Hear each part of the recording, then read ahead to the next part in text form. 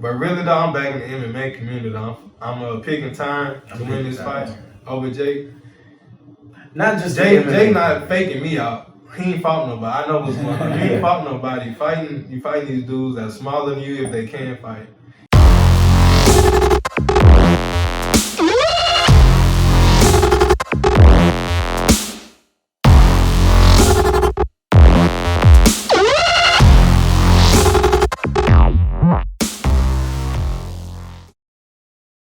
What's going on, everybody? Welcome back to another episode of Top Control. I'm Jaylon Morris. This is Larry Bradford, and we got another special guest for y'all today. We got Omar joining us today to talk about some fights, to talk about his fighting career as well. How you doing, man? I'm doing good, man. Good. Before we get into it, man, we gotta give Omar his proper introduction. Omar, #1 fighter from Trinidad.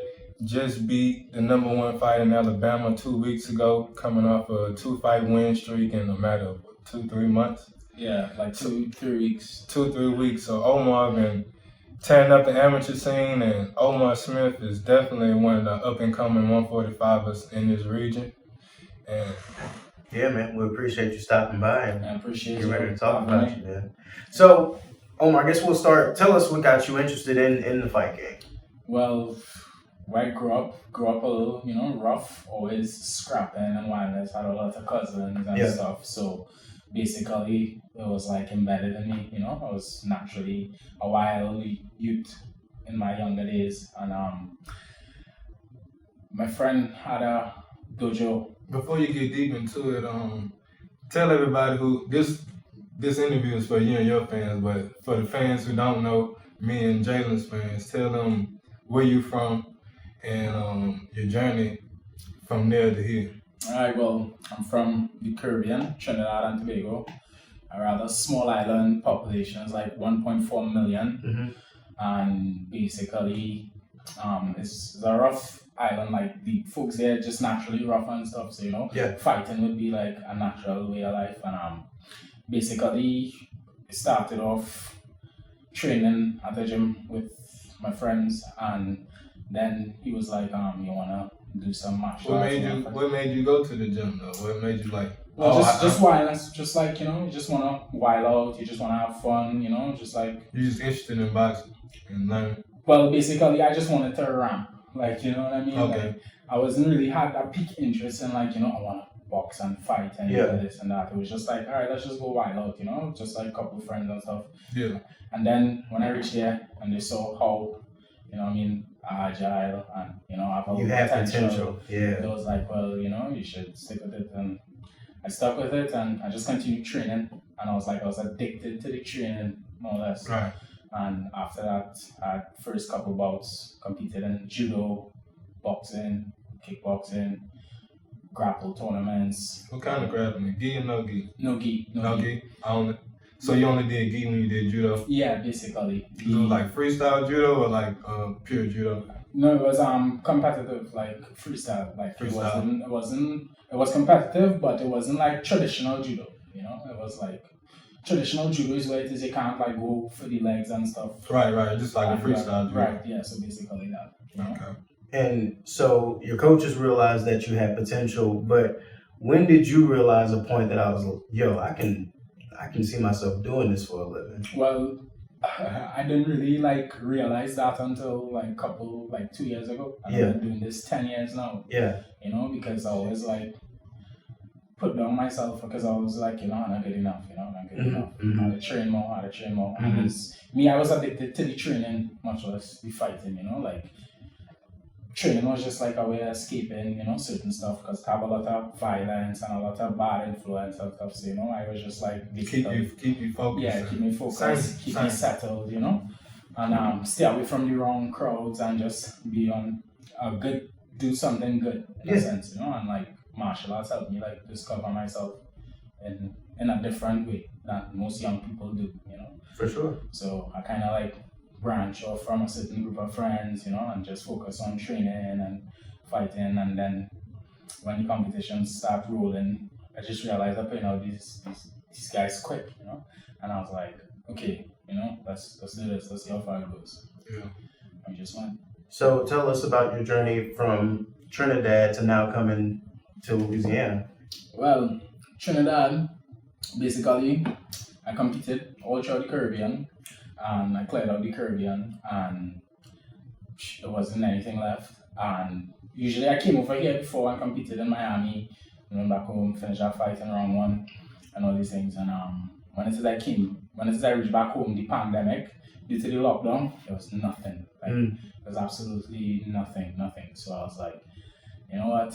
Better I go to the US and train. And I was like talking to this girl, you know, through friends of friends, you know, link up and stuff. And my dad lives in New York, but at the time New York was like under strict. Even up to now, I don't think they're still having like events and stuff. Yeah, he was telling me that you just recently came from up there. Yeah, so basically, How was the gym, the training up there? If you got any in, did you visit any? I didn't get any training. That was just like strictly family visit, and like they were real tight up there. Like they had a lot of restrictions and stuff. So I was just like, all right, I'll just make it a family visit, and then I'll come back down to Louisiana and just train and fight. And I was basically looking for a gym in the area, and I typed it up and online, and I saw like the UFC Sherwood. Yeah. And then we called the place, and the guy was like, I'll put you onto this guy called Thomas. We called Thomas and messaged Thomas and reached out to him, and he was like, "Well, come through, we'll see."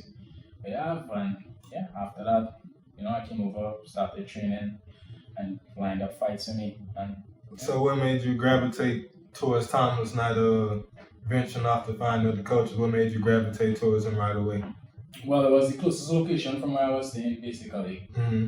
You know, and it was a UFC gym, and I didn't really know anyone around here. So it's like when I reached out to Thomas, I was basically like, I'm looking for a place to train. I don't really know anyone, and it's just like we linked, and from there it was like, all right, good, cool. I'll come down and see how it goes, and from there, you know, we started training and stuff. Nice.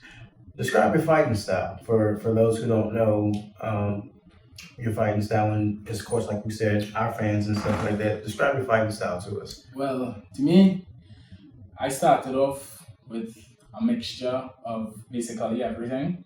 So like a freestyle fighter. Right, a freestyle fighter, basically. So I could gravitate to different aspects. Like in the fight, wherever the fight goes, I'm not unfamiliar. I'm not in like uncharted waters. But mainly, I like to bang. I like to stand up and I like to bang. I like to use my left round to jump people, you know? So, like, overall, I'm a striker and I like that. But if it so happens that it goes to the ground, I will carry it down there, you know? And I'm not handle myself. I won't be like unaware of what's gonna happen, where this guy gonna put me, you know? Yeah. I'll still keep my cool. You're comfortable and familiar with whichever way the fight will go, right? I got you. It's weird because like T-Web MMA have like 3 or 4 guys with like similar styles, but they come from all these different places. But we all have like similar styles. We all adapted the freestyle style, but we already had that before we got the time. Right. So, and it's weird, like, so Omar's style it's not the same, but it's similar to mine. We got other guys like Romali's, like it's not the same, but it's similar. We are similar, and it's like it's weird that we all link up like this, so we good training partners for each other. Yeah. Excuse my ignorance, but is Derek is also over there with T-Web? No, Derek on my grappling team. Gotcha. Chris has a jiu-jitsu team, combat athletics, and Derek trains there most. Gotcha. And that's how he gets to train with me. But I'm still on that team. Gotcha. Okay. But he's also a southpaw though.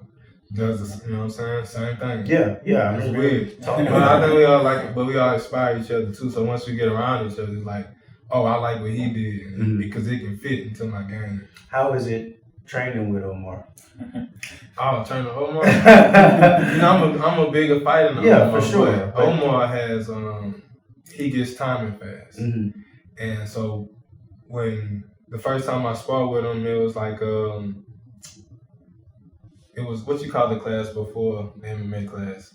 the one-on-one striking. It was like a Muay Thai one-on-one striking class, and we doing like light striking. So, but like within the first 30 seconds though, he had my timing, and that's not easy to do. I'm like, okay, well he experienced fighting because you got to be experienced to catch somebody timing that fast. So he catches the timing. His timing is good on his left hand, but I also got good timing on my left hand. So we playing that game back chess match. Yeah, this chess match. Yeah, he's definitely sharp, and definitely one of the top 45 that's down here right now. So I'm glad he's on the team because the other lighter guys, they can learn from him though, but he makes them work too though. Yeah, and I mean Omar, it only helps that you're working with bigger guys when you're training. Yeah, for sure. Yeah, you know, you have to be a bit more cautious and strategic and experienced guys. You know, it's a different mindset as opposed to fighting regular amateurs. You know, it's like I said, it's more of a chess match and it's more thinking. So the more you think, is the more realistic it would be towards going in the cage. Because when you enter the cage, that's how it will be. You know, like when you're feeling out the guy, it can't be sluggish. It can't be slouching your heart because you know you'll get catch. Yeah. And with a bigger guy and a guy like Larry, who does swing hard, you know, you can't play. So you have to make sure and be on your A game. So when it is you're on your A game and you're training like that all the time, that would push it to higher levels.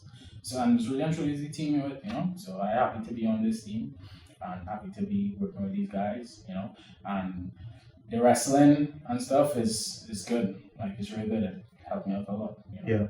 So that's a good plus. And I want to move on now. Moving on, I think I asked Derek this too, but to me, the mind and the mentality of a fighter is so interesting. And we talked before we even started the show about the pressure that a fighter can have. What is your mentality and what is your mindset when you step into the cage? Honestly, I just feel relaxed. Like I don't really get nervous and stuff. Like I just basically just be relaxed and I'm sure that has gotten better from your first fight to now, right? Yeah, and like I said, I've been doing this about a decade now. You know, I started when I was 14, I'm 24 now. So there's a bunch of experience and you see little mini tournaments, little mini amateur tournaments like all the judo, the kickboxing and all these things. They go a long way with that mindset because when it is any competition you're going into, that same mentality you have to have, you know.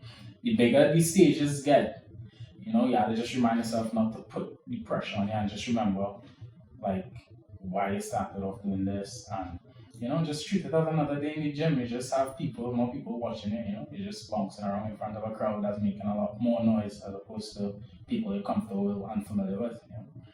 So, yeah, so basically I didn't really put all that pressure on myself to say. I just go and enjoy it. Yeah.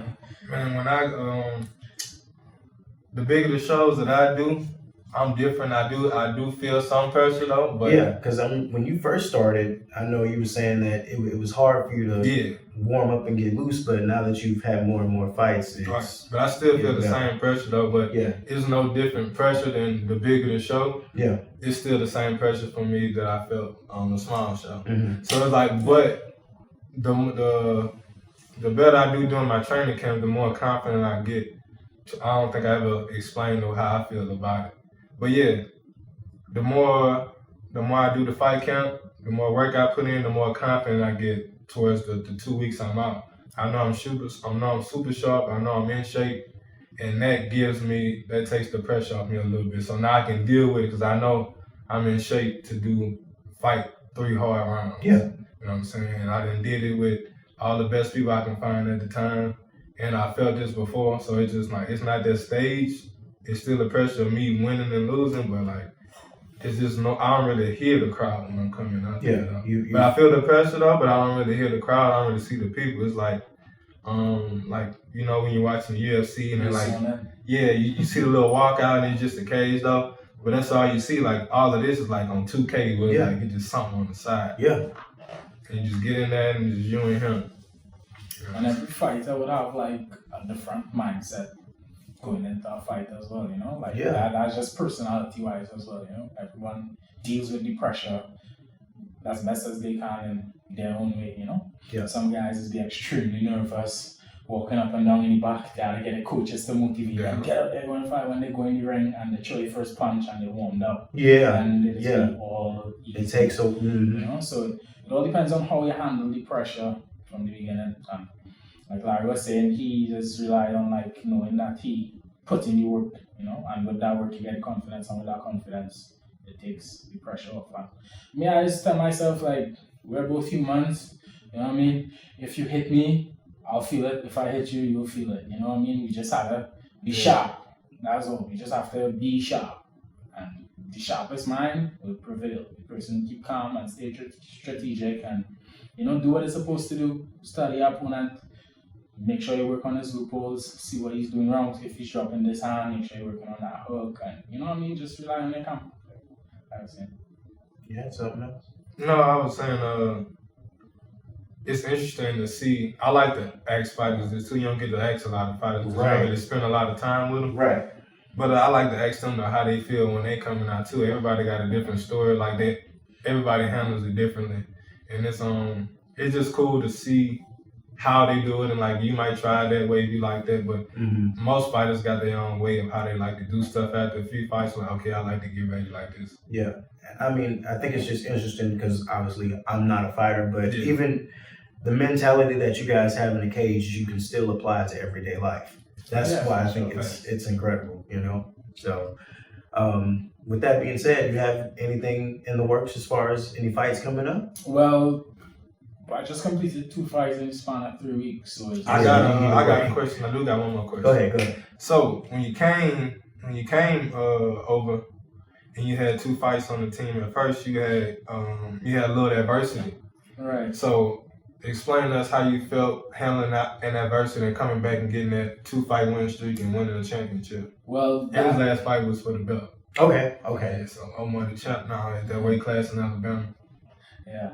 So basically, the first loss that I had was just a minor setback, because when I look back at the tape, what I did was I didn't sit on my cross, and this guy, he kind of came in and he headbutted me. So it wasn't really his fault, but it was my fault. And I was like, okay, I can't do that. I can't swing, overextend on my cross because it will cause me to be in trouble. So basically, I just watched the tape and I watched where I went wrong.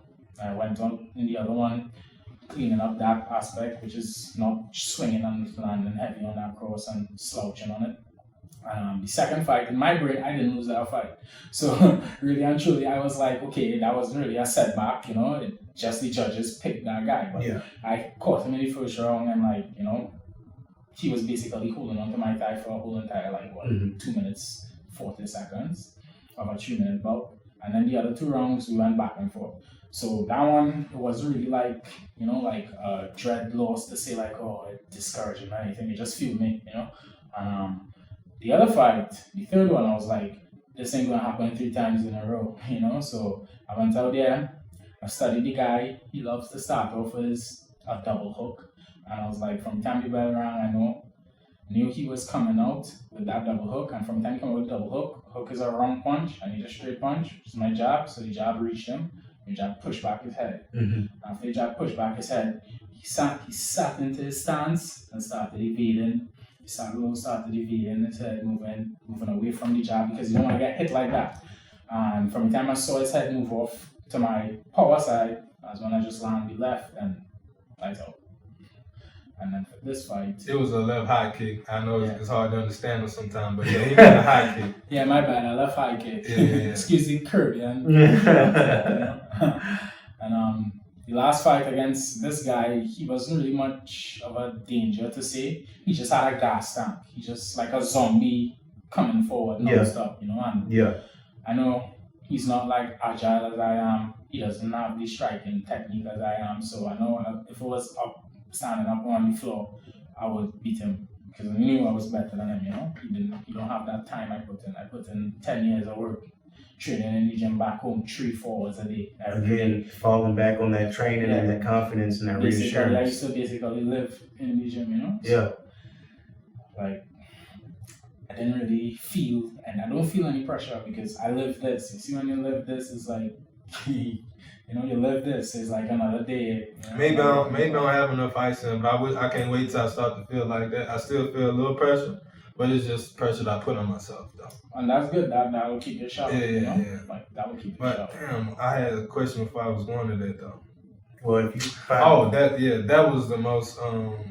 I feel like that was your most impressive fight, your last fight, because dealing with that style of guy, I saw you put together a complete fight, and when I saw you do that, I was like, I gotta get this guy on the show.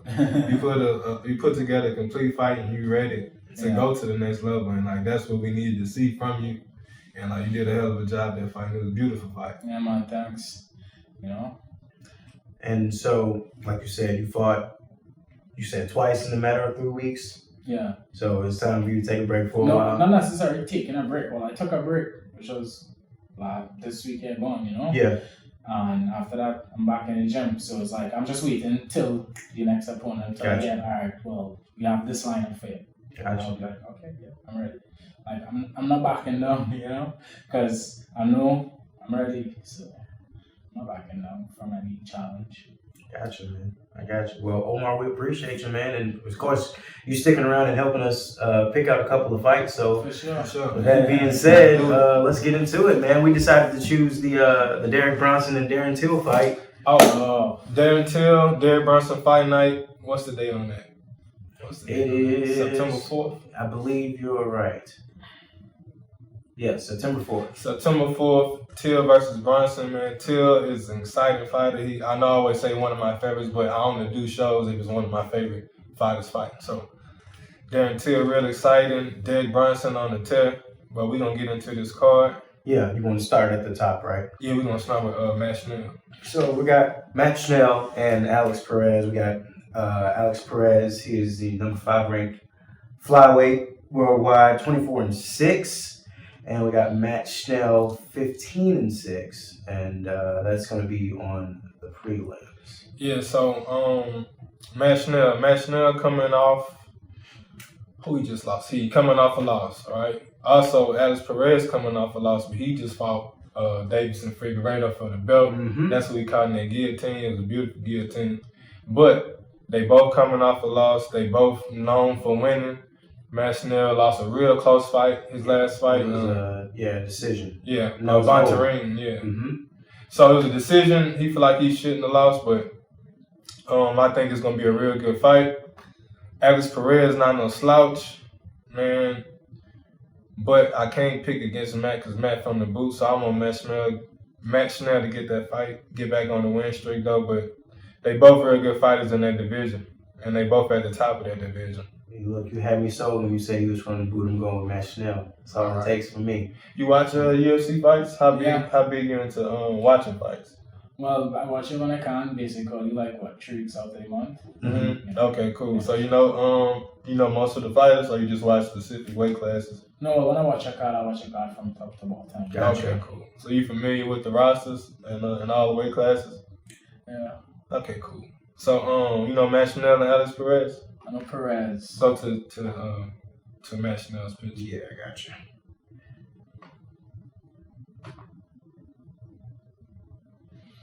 That's Matt. Yeah, I've seen him. Matt Schnell 125. Okay, yeah. Well, you don't know him, so 15-6. He just fought. Go back down. Bontarine. Just fought Bontarine. They went to They went to decision. Yeah, went to decision because they was on the Chandler and Oliveira card back in May. And he won on a short notice fight against Tyson Nam and on Fight Island. That was a beautiful fight.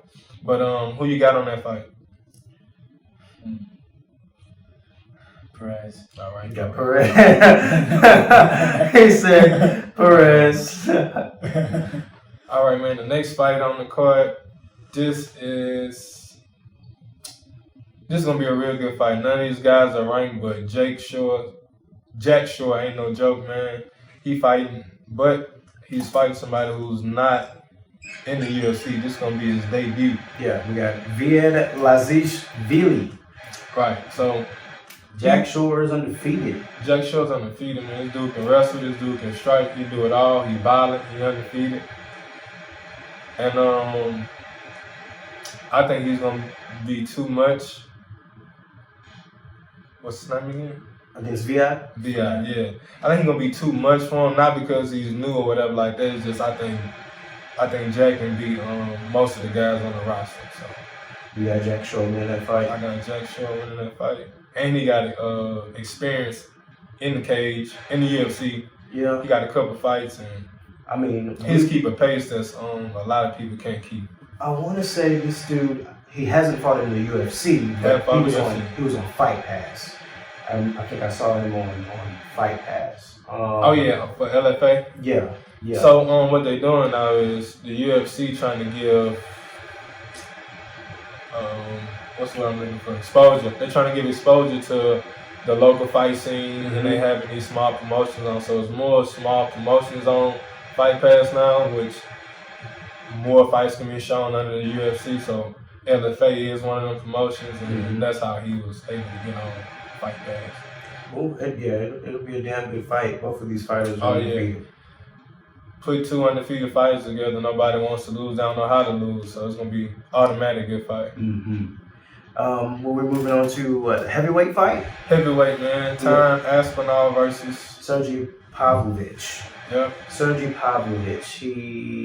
Sergey is 14-1. Tom, and Tom is 10-2. Click on him. Let's see, sir. Cause Tom Aspinall won. I think he the most exciting up and coming. He fast. He like 6'5".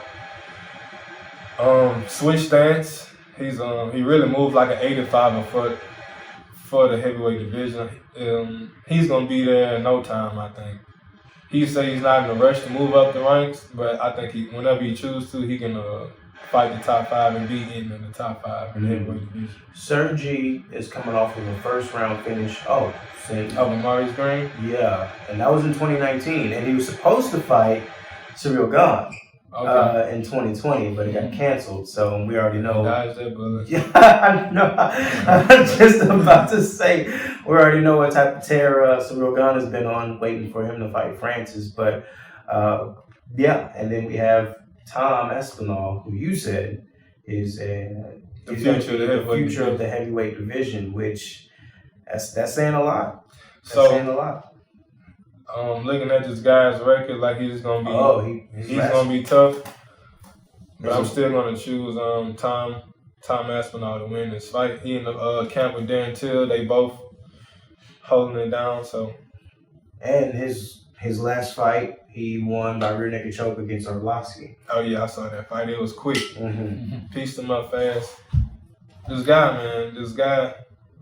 Remember I said this though. This dude's gonna be top 5 within the next year's time. Okay.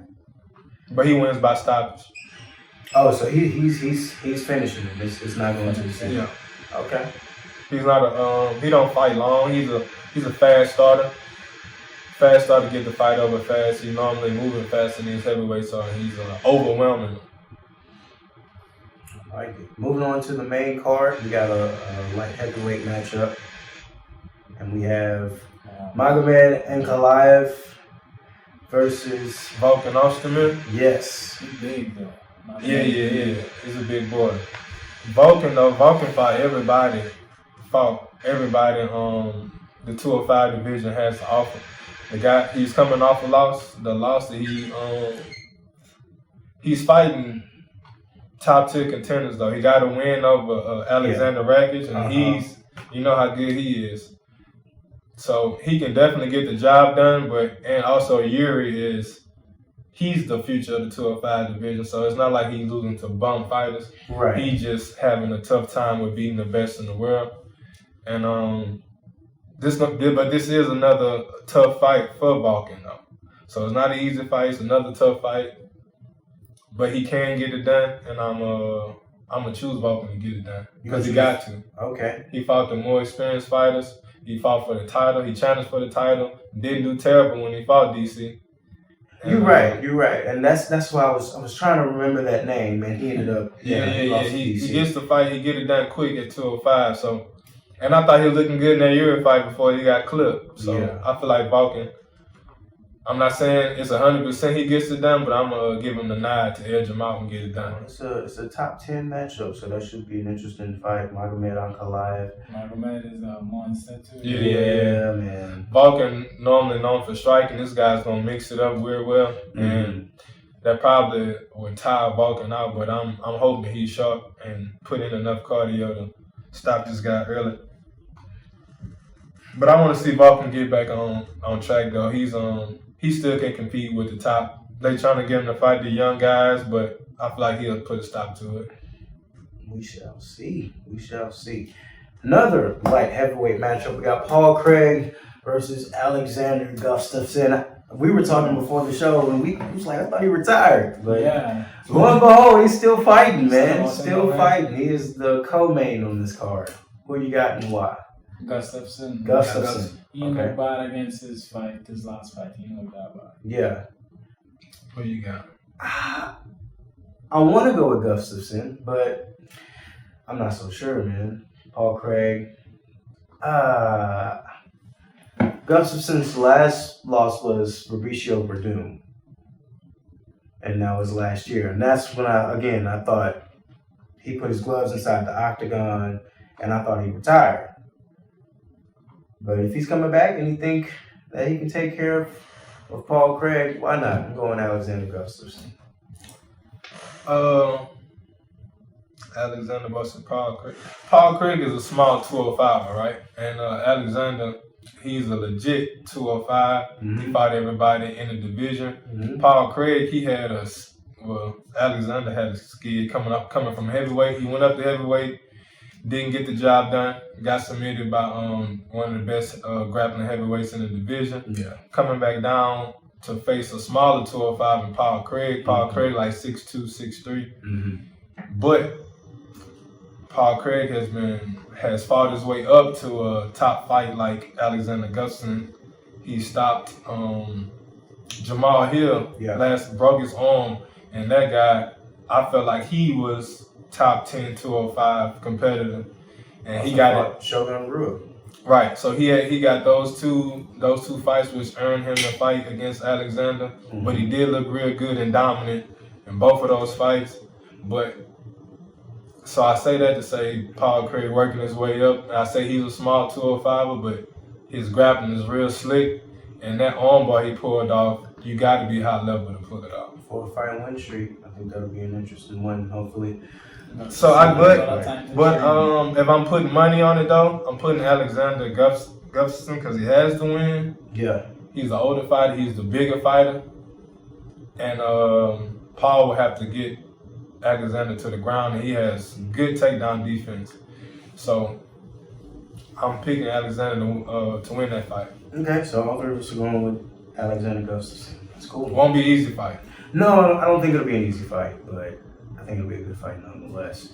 And of course, the main event, one of Larry's favorite, Darren Till, going up against Derek Brunson, in which should be a good top 10 middleweight contender fight. Who you got and why? Who you got, brother? I said Till. Brunson will have a hard time coming in. Till looks like a bigger fighter. Yeah. You said Till looks like a bigger fighter? Yeah. No, Till's 6 foot and Derek Brunson 6'2". And Till fought at 170 and Brunson comes from 205. Yes. So Brunson's gonna be the bigger fighter in the cage. Although Brunson on a tear, I still back until he has good distance, and For sure. to put that left arm on you. For sure. Yeah. He got beautiful striking. He has somewhat good defense, But Brunson on a tear right now. And his last opponent was that guy from Big Mouth? Yeah, he fought Kevin Holland. Then he fought Edmund Sabajian before that. Stopped him, young up and coming guy, undefeated. Yeah, he's on a 4-fight win streak. He beat Ian Heinisch. That's when Ian was winning fights, stopping people.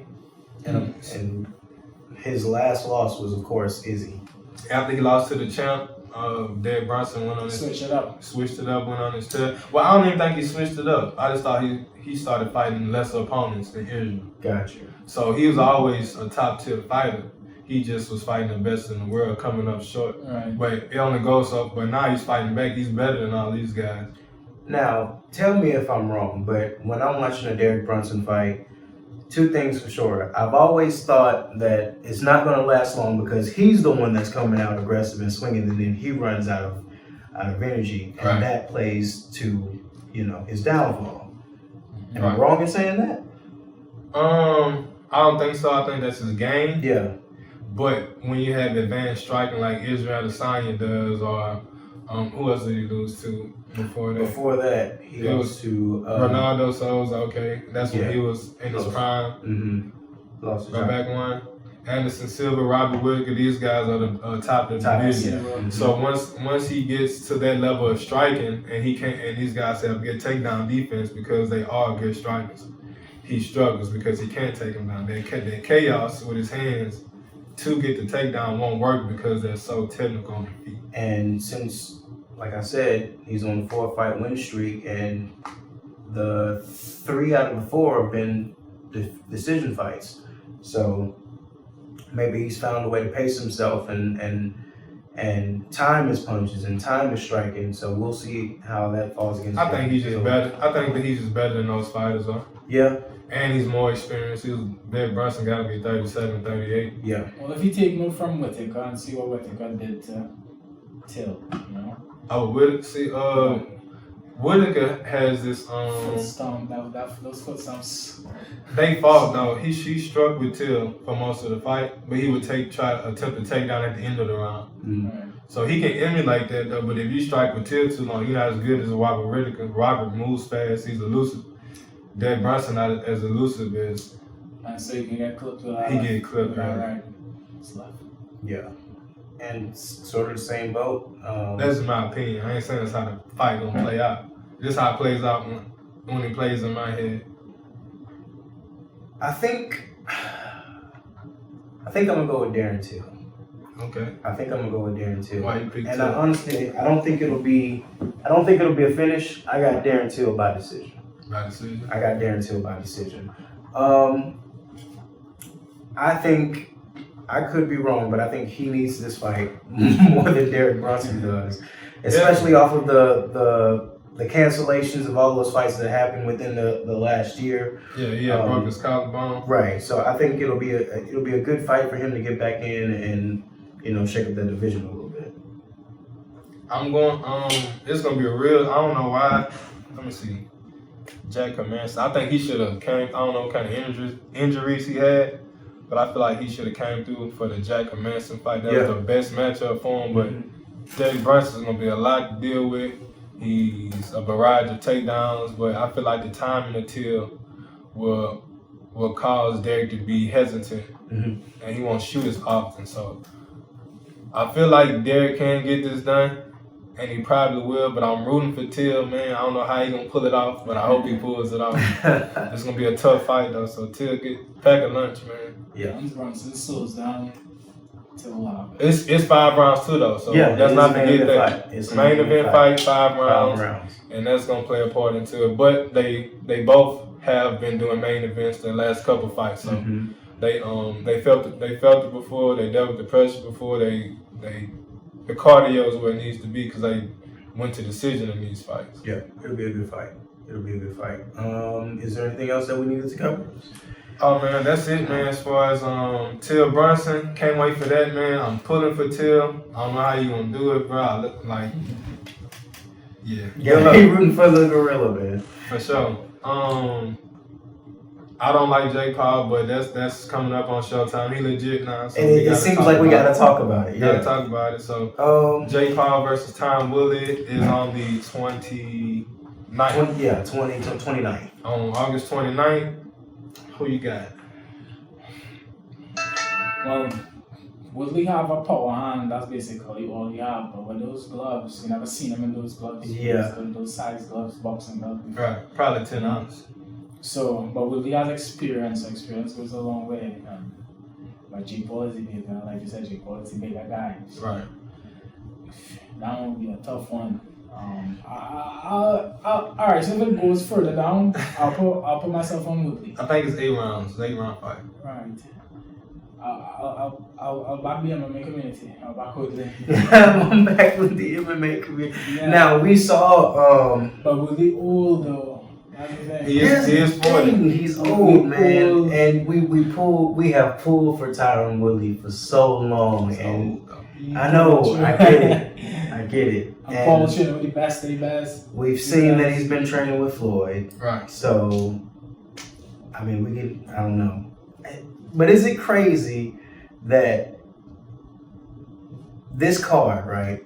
It's crazy that we would think that Tyron Woodley would be a no-brainer W against Jake Paul, but now when we've seen Jake Paul, and it's crazy to think that we have this doubt in our mind that Tyron Woodley may not win this fight. And Paul has knockout power. Yeah, I mean, that's because he's fighting smaller fighters. That's the only reason. Like if they was the same size, there'd be no doubt in my mind that Tyron Woodley wins this fight. Yeah. But since he's fighting a smaller fighter, he's picking Conor McGregor, Ben Askren, these fighters that walk around, that fights at 170. I guess walk around. But and when they're in shape, their natural body weight is 170. And this guy walks around 190, 200 pounds. So in boxing, they do 5, 10-pound divisions. You know what I'm saying? The weights are not far apart. So 5 pounds is a lot in boxing. So we talking about 30, 25, 30-pound gap. Yeah. That's the only reason I have doubt in my mind. But really though, I'm back in the MMA community. I'm picking time to win this fight over Jake. Not just Jake not faking me out. He ain't fought nobody. I know what's going on. He ain't fought nobody. You fighting these dudes that's smaller than you if they can fight. And the dudes that were your size, they were bums. Yeah. So, but I'm not soldier hating on you though. Yeah. I'm just saying, I feel like Tyron gets it done. But this is fighting, and anything can happen. I'll be surprised. Like if he beats Tyron, bruh, then we're gonna have to jump on the Jake Paul train. Oh my gosh, man! You gotta respect them after that. I must confess, when the whole Floyd Conor thing was happening, I wanted Conor to win just to shake up the sports world. Right. Well, Conor would have been on like top tier. Everyone in boxing would have won that. Yeah, just to shake up the world. But it's just Jake Paul versus Tyron Woodley, and the approach to me is different. And Tyron Woodley just, not even just the MMA community, he got to do it for the culture because nobody likes Jake Paul. So. Right. Well, that's how he approaching the game though, as the heel. So he want to be that. I don't know. I don't like that because I respect the game so much. Yeah. But it's entertainment though. You know what I'm saying? It is. We're talking about it. We're talking about it. So it's entertainment. So I get it though. There's got people who do that. Just how you approach the game to make him feel comfortable. Yeah. Whatever you got to do to make you feel comfortable to get in there, do it. That's how I feel about it. Yeah, and like I said, we'll be checking it out at some point, whether it's on Twitter or something. We'll be checking it out. I believe Woodley have that power, but like I said, those gloves is a big difference. But I believe if he make good impact with his power shot on Jake, that might slow down Jake. You know? But once you feel that, but that weight class and the weight difference might not be as much, and the size gloves might not be as much impact as it was in MMA. You know? Yeah, and I'm gonna be honest with you. I haven't seen a Jake Paul fight in its entirety, but from my understanding, he hasn't been hit with any kind of power in any of these fights, right? No, he hasn't been touched. Yeah. He hasn't been touched clean by nobody in these fights. But that's he was because he's picking fights. Yeah. But it is hard to beat anybody, so you gotta. He's winning fights, but it shouldn't be on the scale of what it is. He's not beating that caliber of fighters. You have a whole community backing from since his fans back in Disney days and all that. It's like, you know, everybody when used to do shows and stuff, you know, all of them just. I ain't gonna lie, man. I got a little nephew. He turned 18 and he's hit me up out of nowhere. I've been fighting for years. You know what I'm saying? Like 6 years. He hit me up out of nowhere. He was like, man, I want to learn how to box. I want to. When can we link up? I'm like, he ain't never asked me to box. I'm like, so I go pick him up. I'm like, yeah, that's fine. I pick him up. We riding in the gym in the car. Oh man. So I'm like, so what made you want to come to the gym? Like, oh man, I seen Jake Paul get in there. Like I said, oh man, he touching the kids. He making. Well, yeah, he has that whole, back end. Yeah. From he wasn't on TV when we were growing up. No, So. well, I don't know. He had to be on TV at some point. When we I were remember. Because I don't remember this dude. I never really seen him Yeah. on, Disney Channel and stuff, but a lot of people told me that, Yeah.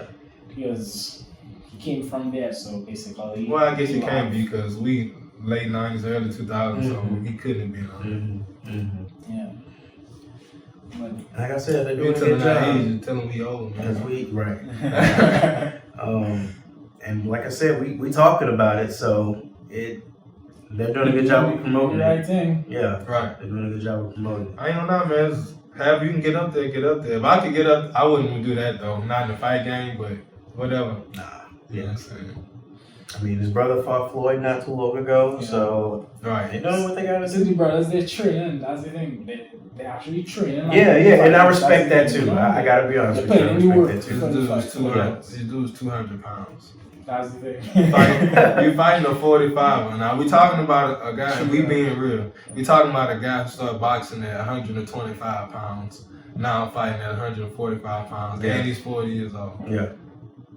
Still get Stop it. You 200 pounds. You 6'2". They saying 200 though. You probably 215 coming in on the fight day. You know what I'm saying?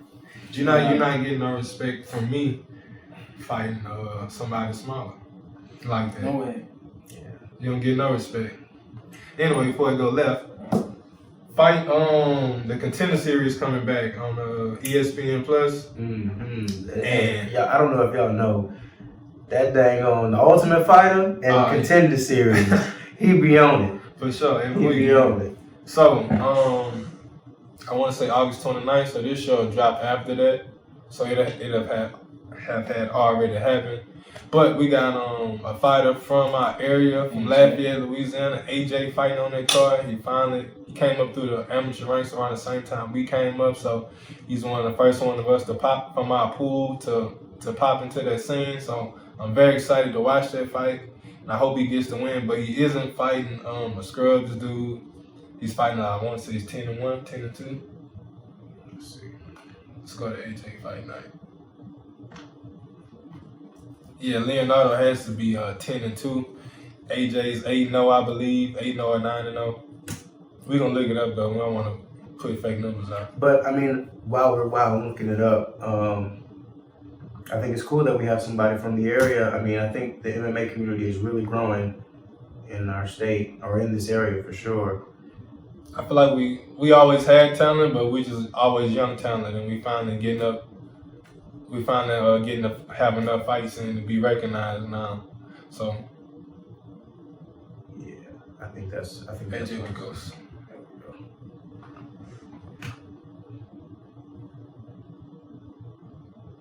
He's fighting Leonardo. There we go. Leonardo Damiani. Okay, cool. So yeah, he's 10-2. So this dude has a lot of experience. AJ has a lot of experience, and I'm excited to see that fight happen. And we're gonna be tuning in, brother. So good luck. Hold it down. And you got anything else to say? Anything you want to say to your fans in Trinidad, the new fans you're gonna gain from this podcast? It's all good. Expect to see me in future times, all of us, putting in that work, tearing up the scene. Yeah, we just try to grab them before they start making it big and they don't forget about us. Drop your Instagram, man, so they can follow you. Alright, Omar Smith Morera. Yeah. You gotta say it in your American voice so they understand that. Omar Smith Morera. Yeah, man. He's we gonna put it down here so you'll be able to get it off the bottom of the screen. Yeah, man. Sure. Thank you for joining us today, and best of luck in the rest of your career. And your journey and your story is incredible. So definitely gonna keep on the lookout for you and see what you do, man. So thank you for joining us. And again, man, thank y'all for tuning in. And this is what we're going to do. Yeah, man. Bring in guests that y'all want to hear from or you haven't heard about who are up and coming in the MMA game and in the fight game. Yeah, man. Go to YouTube and subscribe to TOPcontrol MMA show. And what's What's another big fight after the Till card? We be back. Got the Till card, and then waiting. I don't think they placed the date on Gaethje and Chandler. Okay, cool. Well, after but I know I think Kamaru and Kobe are fighting. Okay, cool. Well, in November. We're gonna do Kamaru and Kobe in November. Then probably do a fight night in between that because that's too long. So we'll do a fight night in between that. We'll find. Barbosa's fighting. Well, that's first. Yeah, Tyron talked about that in the series. Probably be next year. Yo. Bellator. Oh, Anthony Smith. Okay. They fighting on the 18th. Yeah, it's gonna have a contender series. Volkanovski and Brian Ortega. Let's do that. Yeah, let's do that. T-City and Alexander Volkanovski, we're gonna cover that card. So see y'all then. What's that day, brother? That is September 25th. September 25th, we'll be back. Thank y'all. All right, man. Y'all take it easy.